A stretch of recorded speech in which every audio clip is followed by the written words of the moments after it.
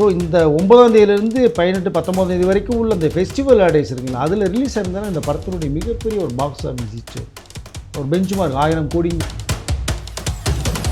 ஒரு sensor officers அவங்களே வந்து ரிவர்சி கம்பெனி போகிறது எனக்கு தெரிஞ்சு புதுசாக இருக்குது. இந்த கோக் ஃப்ரீன்னு சொல்லிட்டு அதை போட்டு அதை ஒரு டிக்கெட்டு வந்து ஒரு 500 ரூபாய்க்கு 1000 ரூபாய்க்கு மேலே விற்றதால ஒரு தகவல் தான் வருது. அது வரைக்கும் நாங்கள் வெயிட் பண்ண முடியாது, 500 கோடி லாஸ் ஆகிடும், நிறைய பேர் பாதிப்பு உள்ளாகிறாங்கன்னா. ஹாய் ஹலோ வணக்கம் சினிகான நேயர்களே, welcome to the show cinema சாட்சிகள். நான் உங்கள் விஜய் தயா.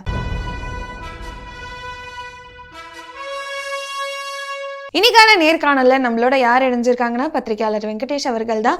ஜனநாயகன் படம் எப்போ வரும் அதை தான் அவர்கிட்ட கேட்க போகிறோம். வாங்க அவரை சந்திக்கலாம். வணக்கம் சார், எப்படி இருக்கீங்க? வணக்கம், நல்லா இருக்கு. ஸோ முதல் கேள்வி வந்து என்ன அப்படின்னா, சர்டிஃபிகேட் கொடுத்துட்டாங்க ஆனால் ரிவைசிங் போயிருக்காங்க அப்படின்னு, கொடுத்தக்கப்புறம் எப்படி ரிவைசிங் போவாங்க? அதை தான் நீதியரசன் இதை கேட்ட கேள்வி.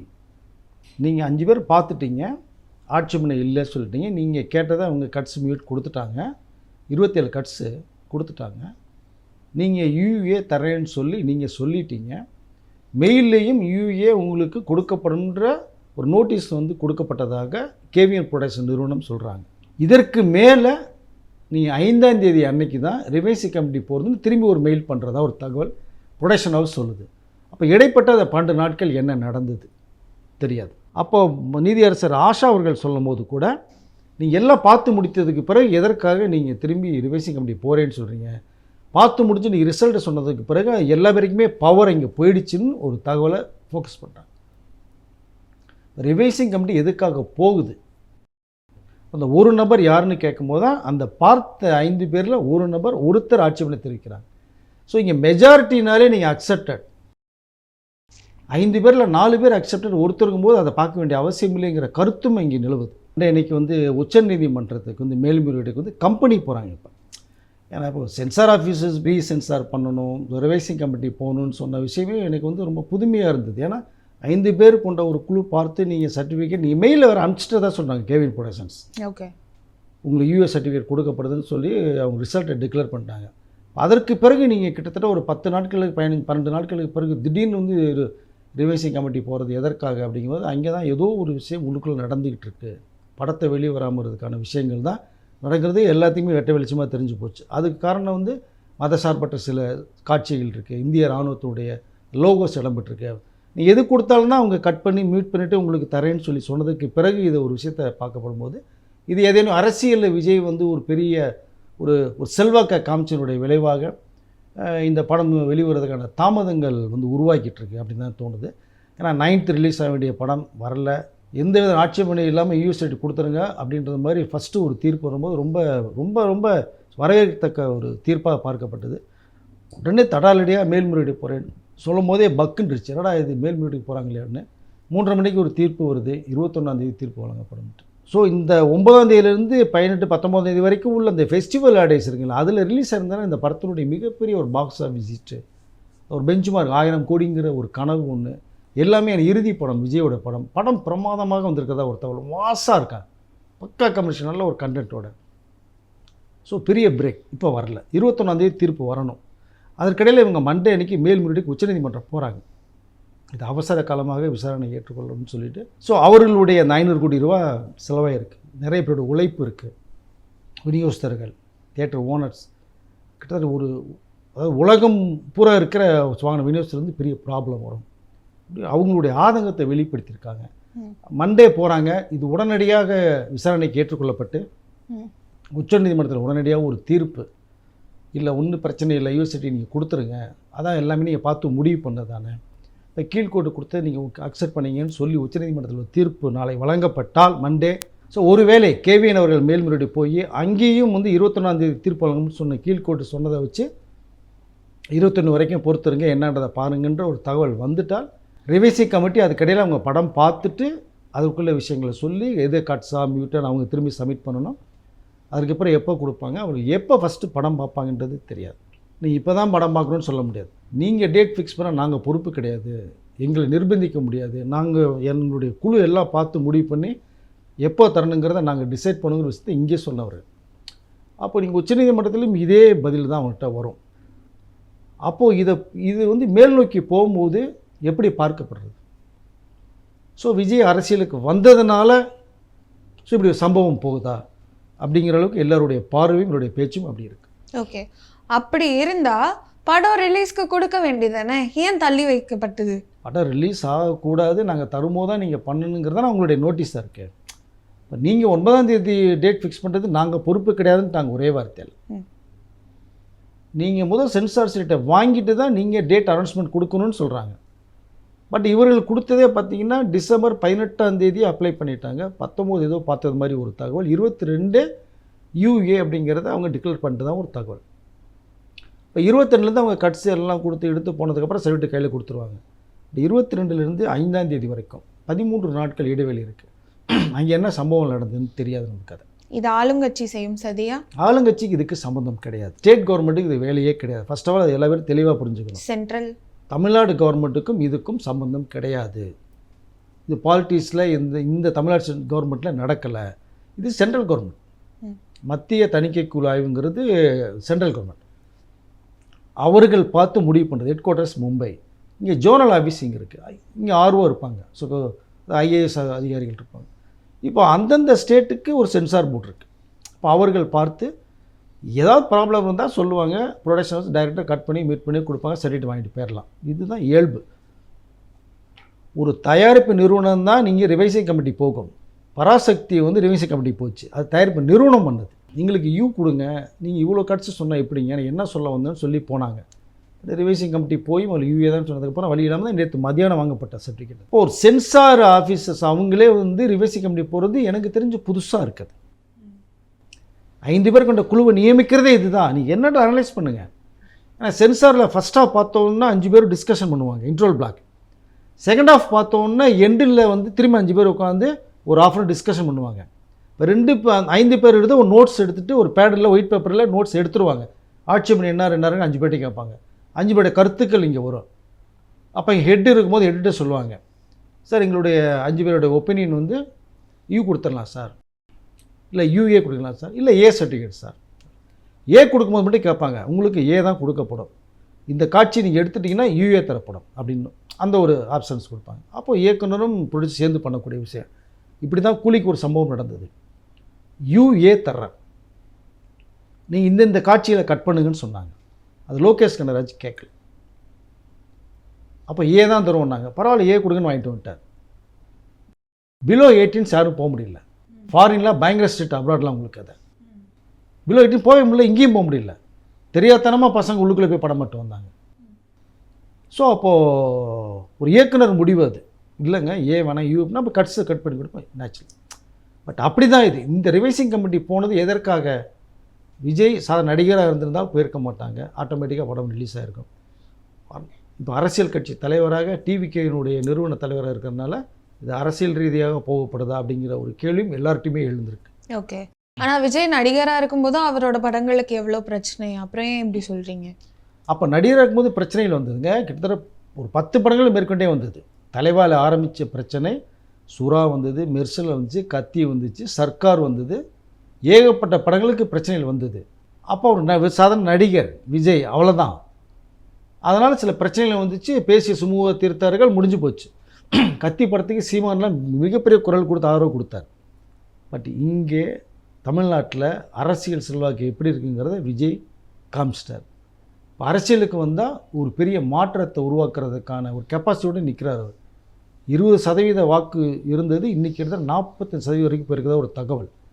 இந்த படம் ரிலீஸ் ஆகிறதுனால விஜய் கூட இந்த கிரேஸ் நாளுக்கு நாள் ஏறிக்கிட்டே இருக்குது, இறங்கலை. அந்த மக்களுடைய அனுதாபம் அலைகள் வந்து விஜய் பக்கம் வீச ஆரம்பிச்சிருக்கு.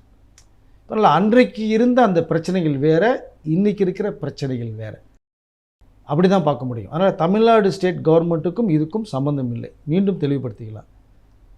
மத்திய அரசுனுடைய கீழே இயங்கும் தணிக்கை குழு வாரியத்தினுடைய முடிவு தான் இது. எப்போ படம் பார்ப்பார்கள், எப்பொழுது யூஏ தருவாங்களா, ஏ தருவாங்களா, அவர் சர்டிஃபிகேட் கொடுத்ததுக்கு பிறகு தான் தமிழகத்துலையும் இல்லை வெளிநாட்டிலையும் படம் ரிலீஸ் ஆகும். எப்போங்கிறது கண்டிப்பாக தெரியல. பொங்கலுக்கான வாய்ப்புகள் இல்லை. உச்சநீதிமன்றனுடைய தீர்ப்பு திங்கட்கிழமை மணிக்கு என்ன பதிலோ அதை பொறுத்து தான் தெரியும். ஓகே, ஸோ இப்போ ஜனநாயகன் யூ கேட்டு இது பண்ணியிருக்காங்களா இல்லை யூஏ ஓகே சொல்கிறாங்களா? இல்லை யூஏ தான் கொடுத்துருக்காங்க. அது ஓகேட்டாங்க அவங்க, அதுக்குள்ளே அவங்க போகவே விரும்பலை. பட் இவங்க வந்து ரிவைசிங் கமிட்டி போனது தான் இப்போ ப்ராப்ளம் உங்களுக்கு. அங்கேயே வந்து அதாவது ஒரு மதத்தை குறிப்பிட்டு இழிவுபடுத்துறது மாதிரியான ஒரு தகவல் சொல்கிறாங்க. இந்திய இராணுவப்படுத்துகிற அந்த முத்திரையை யூஸ் பண்ணியிருக்காங்கன்னு சொல்கிறாங்க. பட் அங்கே வில்லன் பேசுகிற டைலாக் தான் வரும். வில்லன் தான் ட்விஸ்ட் பண்ணுவான், அந்த மத சார்பற்ற சில பிரச்சனைகள் உருவாக்குவான். அதை தீர்த்து வைக்கிறதா இந்த விஜயோடைய கேரக்டராக மாறுது. பட் அங்கே விஜய் உங்களை த்ரெட் பண்ணல, பட் ஆனால் அந்த காட்சி வருதுன்றது மாதிரி விஷயம் பேசப்படுது. அப்படி தான் பகவத் கேசரி படத்தில் அமைஞ்சிருக்கும்.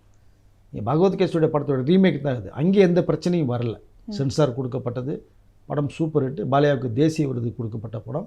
அதைத்தான் ரீமேக் பண்ணியிருக்காங்க.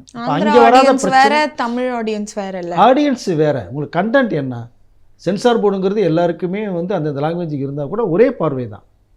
ரீமேக் தான் எடுக்கிறீங்க நீங்கள். அங்கே இல்லாத ஒரு விஷயம் வந்து இந்த தமிழ் படத்துக்கு மட்டும் எப்படி வருதுங்கிறதா என்னுடைய கேள்வியும் இருக்காது.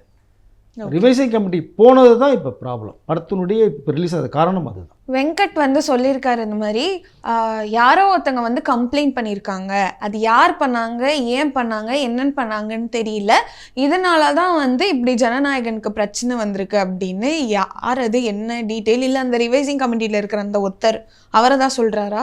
முதல்ல என்ன சொன்னாங்கன்னா, ஒரு நபர் புகார் கொடுத்தின அடிப்படையில் ரிவைசிங் கமிட்டி போகிறங்கிறதா தணிக்கை குழுவினுடைய ஸ்டேட்மெண்ட். சென்னை ஹைகோர்ட்டுடைய நீதிபதிகள் கேட்கும்போது யார் அந்த நபர், என்ன புகார் கொடுத்துருக்காங்க, நீங்கள் சப்மிட் பண்ணுங்கன்னு சொன்னாங்க. அது புதன்கிழமை நடந்த மேட்ரு.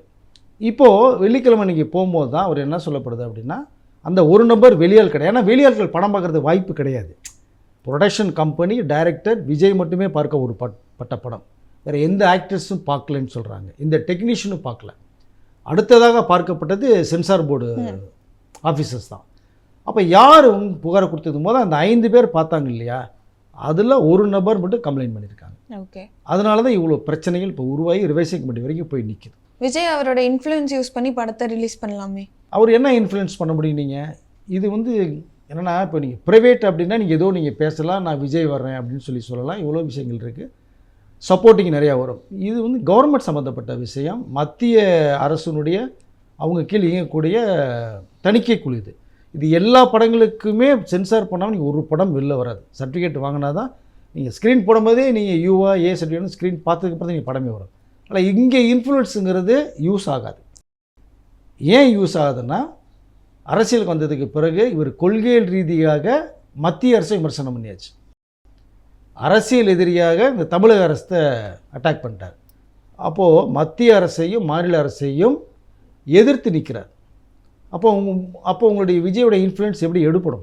நீங்கள் மத்திய அரசை விமர்சனம் பண்ணாமல் இருந்திருந்தால் இவருடைய இன்ஃப்ளூயன்ஸ் கண்டிப்பாக ஏற்றுக்கொள்ளப்படும்.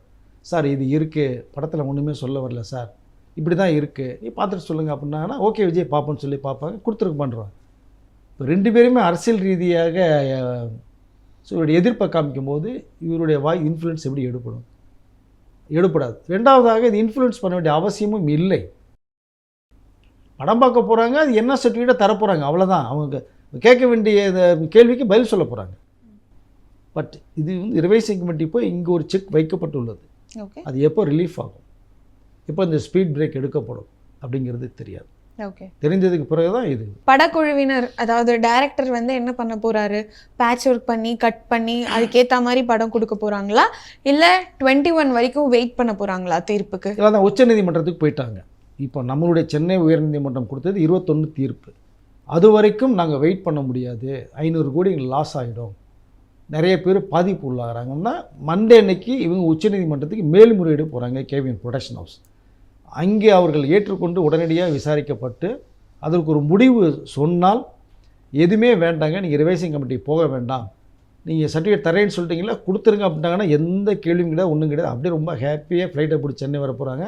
உச்சநீதிமன்றமும் இல்லை, சென்னை கோர்ட் சொன்னது மாதிரி நீங்கள் 21ஆம் தேதி வரைக்கும் வெயிட் பண்ணி படத்தை பார்த்து ரிசல்ட் சொல்லுங்கன்னு சொல்லிட்டாங்கன்னா ரிவைசிங் கமிட்டி படம் பார்ப்பாங்க. அது எப்போ பார்ப்பார்கள், எப்போ ரிசல்ட்டுங்கிறது தெரியாது. இந்த படம் வந்து எலெக்ஷனுக்குள்ளே ரிலீஸ் பண்ணும் அப்படின்ற ஒரு மிகப்பெரிய கட்டாயத்தில் தான் வந்து இருக்காங்க.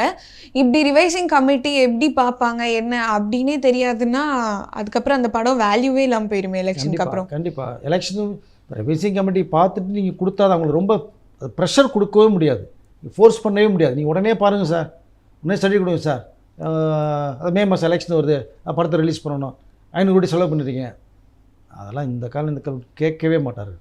ஆனா இவங்க ப்ரெஷர் பண்ணாங்கன்னு தானே அங்கேருந்து சொல்லியிருக்காங்க. சர்டிஃபிகேட் உடனே கொடுங்கன்னு ப்ரெஷர் கொடுத்தாங்கன்னு சொல்கிறாங்க. நீங்கள் ப்ரெஷர் கொடுத்தா நாங்கள் தர முடியாது, எங்களுக்குன்னு எங்களுக்கு வே இருக்குது, நாங்கள் அப்படி தான் போக முடியும். பட் இவர்கள் கொடுத்துருவான்ற ஒரு நம்பிக்கை இருந்தது. ஏன்னா டிசம்பர் 18 பண்ண விஷயம் தானே இது. உங்களுக்கு 10 நாட்கள் தான் அதனுடைய வேலைகள் இருக்கும் மேக்சிமம். அதனால் தீர்ப்புகள் வரணும், வந்துட்டு உடனடியாக வந்தால் பணம் வரும். ஒருவேளை நாங்கள் பார்க்கும்போது தான் பார்ப்போம், சர்டிஃபிகேட் கொடுக்கும்போது தான் கொடுப்போம், வெயிட் பண்ணுங்கன்னு சொல்லிட்டாங்கன்னா அவர்கள் ஒன்றுமே பண்ண முடியாது. எலெக்ஷன் நீங்கள் எப்படி வேணாலும் எடுத்துக்கலாம், எலெக்ஷன் வரைக்கும் படம் வரதுக்கான வாய்ப்புகள் கண்டிப்பாக இருக்காது. சப்போஸ் இந்த படத்துக்கு ஏ சர்டிஃபிகேட் வந்துருச்சுன்னு வைங்க, அப்போ வந்து யூஏ அதுக்கான இதுலேருந்து இது லாஸ் இன்கர் பண்ணுமா? கண்டிப்பாக உங்களுக்கு வந்து ஏசெட் கிடச்சிட்டாலே உங்களுக்கு பிலோ 18 போக முடியாது இல்லையா. வசூல் கலெக்ஷன் பாதிக்கப்படும் கண்டிப்பாக. இவர்கள் போட்ட காசு எடுக்க முடியுமா? விற்றுட்டாங்க 500 கோடி ரூபாய்க்கு வரைக்கும் பிஸ்னஸ் பண்ணிட்டாங்க. அப்போ வாங்கினவர்கள் கடனை வாங்கி தான் வாங்கியிருக்காங்க, பல கோடிகளில் வட்டிக்கு வாங்கி தான் பெரிய ரேட் கொடுத்து வாங்கியிருக்காங்க.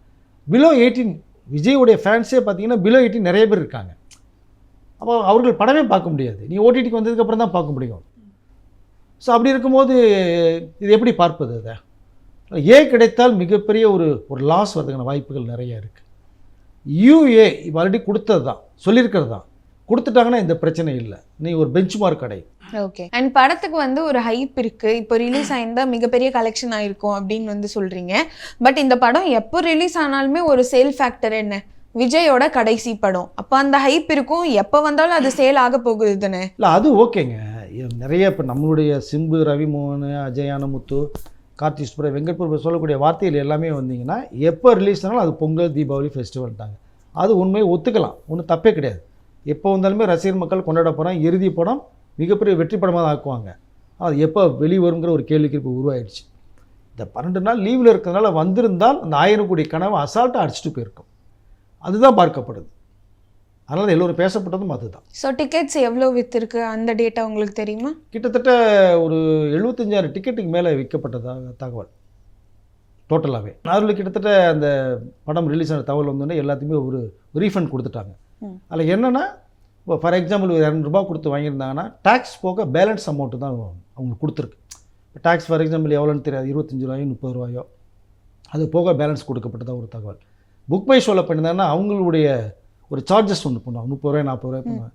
அதுவும் மைனஸ் ஆகி 240 ரூபா கொடுத்து டிக்கெட் பண்ணிருக்காங்கன்னா 160 170 ரூபா தான் வரும் ஒருத்தருக்கு. ரெண்டாவது பார்த்தீங்கன்னா பெரிய பெரிய மால் தேட்டர், மல்டிப்ளெக்ஸ்லாம் காம்போன்னு சொல்லிட்டு அந்த ஒரு ஆஃபர் கொடுத்து, இந்த பாப்கார்ன் ஃப்ரீ, இந்த கோக் ஃப்ரீன்னு சொல்லிட்டு அதை போட்டு அதை ஒரு டிக்கெட்டு வந்து ஒரு 500 ரூபாய்க்கு 1000 ரூபாய்க்கு மேலே விற்றதால ஒரு தகவல் தான் வருது.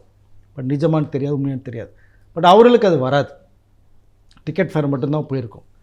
அதனால் வாங்கினவர்களுக்கு ரொம்ப ஒரு லாஸ் தான். டிக்கெட் காசு கொடுத்து வாங்கினவர்களுக்கு பெரிய அமௌண்ட் வந்திருக்காது. பட் இருந்தாலும் எங்கள் அண்ணா விஜய் படம் வர முடியலன்ற ஒரு ஏக்கத்தை தான் ரசிகர்கள் சொல்ல முடியாது. பார்க்க முடியும் எவ்வளோ நெருக்கடி பற்றியில் ஒரு மனிதருக்கு, ஏதோ ஒரு நல்லது செய்யணும்னு வரக்கூடிய ஒரு மனுஷனுக்கு 4 பக்கமும் அடித்தா அவர் எப்படி நல்லது செய்யணும்னு மைண்டு வரும்? பாட்டு பேசாமல் படம் பண்ணோமா, 250 கோடி வாங்கினோமா, ஜாலியாக அமெரிக்கா லண்டன் சுற்றுனோமா, அப்படி ஒரு மைண்டு போச்சுன்னா என்ன பண்ணுவீங்க? அதான் கடைசி படம் இல்லைன்றீங்களே பத்திரிகையாளர்கள்லாம். பத்திரிகையாளர்கள் சொல்லலை, அவர்கள் சொல்லப்பட்டதை பேசப்படுது. விஜய் நடிக்கணும்னு தான் இன்னமும் எல்லா பேருமே ஆசைப்பட்றாங்க. அதில் இப்படி ஒரு மனிதன் ஜாலியாக இருந்துட்டு போகிறதுக்கெல்லாமே தமிழ்நாட்டுக்கு நல்லது பண்ணணும், மக்கள் எல்லாம் செய்யணும் வரதுனால இவ்வளோ ப்ராப்ளங்களை சந்திக்கிறார். ஆனால் இதெல்லாம் வருங்கிறது அவருக்கு தெரியும். மக்கள் எம்ஜிஆர் அவர்களுக்கு வராததா? ஸோ இதுக்கு மேலேயும் விஜய் அவர்களுக்கு வரும். இதெல்லாம் தாண்டி தான் அவருடைய இலக்கிய நோக்கி அவர் போயாகும். ஓகே. அண்ட் எம்ஜிஆர்னு சொன்னோன்னா அந்த எம்ஜிஆர் சீன் அண்ட் பாட்டு வந்து காப்பி ரைட்ஸ்க்கு உள்ளாகி இருக்குன்னு, ஸோ அதை தூக்கிட்டாங்களா ஜனநாயகன்ல இல்லை வச்சிருக்காங்க? இல்லை, அது வந்து விஜய் அவர்கள் பாடிட்டு போகிறதா தான் வந்து விஷுவல் இருக்கு, பாட்டை வைக்கல. அந்த பாடலை விஜய் பாடுறார். அப்படிங்கும்போது அது பெரிய காப்பி ரைட்ஸில் வராது. அந்த பாடலை வந்து யூஸ் பண்ணியிருக்காங்க, அவ்வளோதான். பட்டு எம்ஜிஆரோட விஷுவல் பண்ணியிருக்காங்கன்ற மாதிரி தான் கேள்வி வந்து காப்பி ரைட்ஸ்குள்ளே போச்சு. அது இல்லைங்கிற ஒரு தகவல் வருது. Okay sir. ஜனநாயகன் வருதுன்னு தானே கருப்பு தள்ளுச்சு அப்படின்ற மாதிரி. கருப்பு வந்து இந்த பிஸ்னஸே என்ன ஆகலை, அது ஒரு 5-6 தடவை நீங்கள் தள்ளி போடப்பட்டே இருக்குது. 2025 தீபாவளி ரிலீஸ் ஆச்சுன்னு ஆக போகிறதுன்னு சொன்னாங்க, டிசம்பர் சொன்னாங்க, ஏப்ரல் 14 2026 சொன்னாங்க, இப்போது ஜனவரி 26ங்கிறாங்க. இது வரைக்குமே வந்து உறுதி செய்யப்படவில்லை. ஓடிடி பிஸ்னஸ் இன்னும் வந்து ஆகலை. ஸோ அதுக்குள்ளே நிறைய சில சிக்கல்கள் இருந்துக்கிட்டே இருக்குது. அதனால் வந்து கருப்பு எப்போ வெளியுங்கிறது அந்த கடவுளுக்கு தான் வெளிச்சம். ஸோ பொறுத்திருந்து பார்ப்போம் ஜனநாயகன் எப்போ வருது, எப்படி வருது, என்னவா இருக்குது அப்படிங்கிறது. நேரத்துக்கு நன்றி, வணக்கம். மீண்டும் இன்னொரு சினிமா சர்ச்சைகள் எபிசோடில் உங்களை வந்து சந்திக்கும் வரை this is Vijay Daya signing.